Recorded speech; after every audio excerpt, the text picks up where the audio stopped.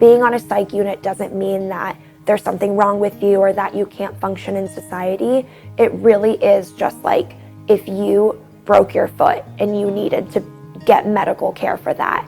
You're having a really hard time with your mental health, and we're here to stabilize that and then set you up with people who can help after that. Honestly, I think the thing I love the most is just the teenagers. They are so funny. People always say like, oh my God, you work on a psych unit with teenagers, that must be so hard. That is the easiest part. Like, spending time with them is something I would do all day if I could. Holding the stress and anxiety and the traumas that they face, that is the hardest part of this job. But the thing that keeps every single one of us coming back is the relationships that we get to have with those kids.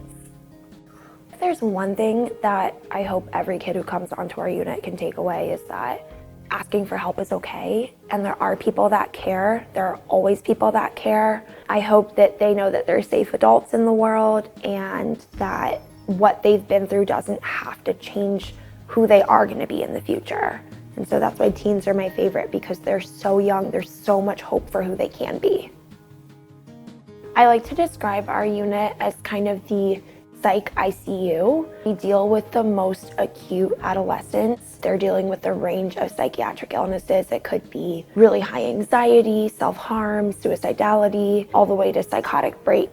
We help stabilize them on our unit, and then also figure out what is going on for this young person. How can they safely succeed in the world? We operate from a patient's first perspective. And I think especially adolescents aren't used to having their voice be the loudest one in the room. A lot of the kids that we work with are seen as like too much for their schools, for their families sometimes, and the people helping take care of them. On our unit, what they're struggling with is normalized. When Alberto first came to the unit, he was really, really guarded. Super sweet kid, very polite, very respectful. Something that stood out to me was just the severity of his depression.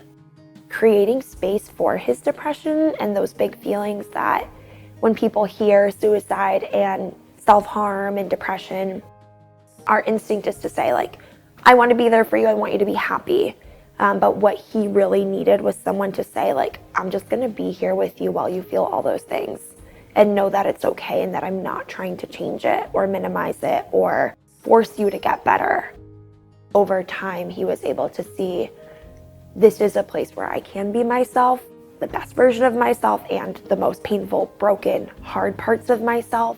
He started opening up more. He made this little flip book of like a turtle coming out of its shell, and wrote some notes on there about how the help he got and the relationship we had was really meaningful and helpful for him, and that we should all keep doing what we do because it does matter.